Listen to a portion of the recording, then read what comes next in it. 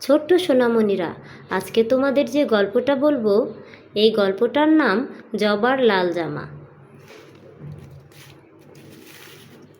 সুমন, ধরো ধরো ধরো আমার জামা, ওই যে চিলটা নিয়ে যাচ্ছে।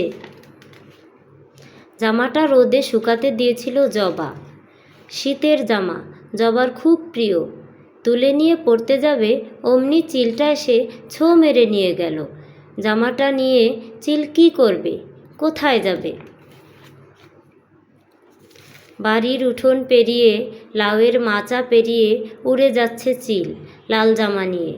আরে, বাঁশঝাড়ের উপর দিয়ে যাচ্ছে, বাঁশের কঞ্চিতে আটকে আমার জামাটা যদি যায় ছিঁড়ে।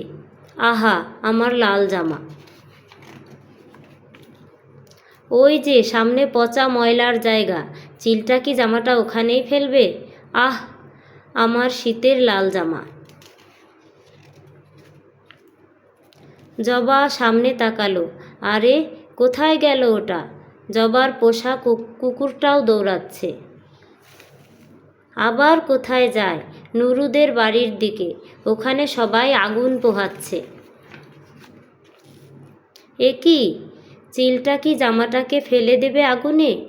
ধরো ধরো ওকে! আহা, আমার লাল জামা! এবার জবার অন্য বন্ধুরাও যোগ দিল। ধরো ধরো, জামা, লাল জামা!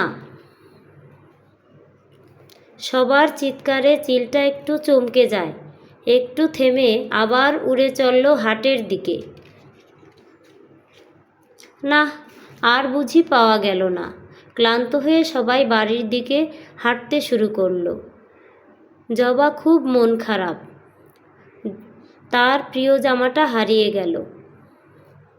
এমন সময় হঠাৎ সুমন দেখতে পেল একটি মেয়েকে। তার হাতে কি যেন দেখা যাচ্ছে। আরে, ওটা কি, জবার জামা না?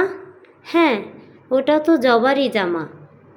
পেয়েছি পেয়েছি, দেখো মেয়েটির হাতে। উস্কো খুস্কো চুল, মেয়েটির পরনে পুরনো ছেঁড়া গেঞ্জি। সবাই অবাক হয়ে তাকিয়ে আছে মেয়েটির দিকে।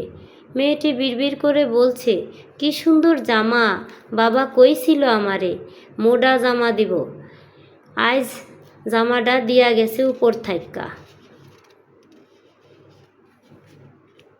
সবাই মেয়েটির কথা শুনছিল।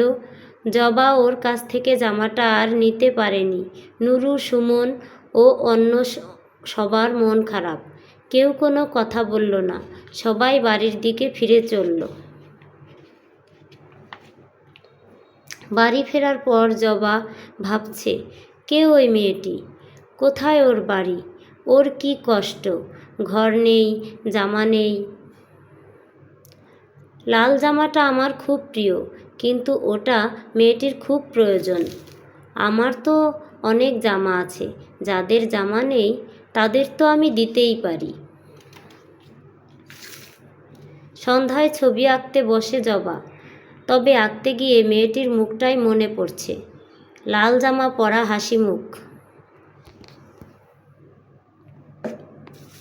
বন্ধুদের সাথে মিলে ভালো কাজ করা এবং সহমর্মী হয়ে অন্যের প্রতি সহযোগিতার হাত বাড়িয়ে দেওয়াই এই গল্পের মূল বিষয়।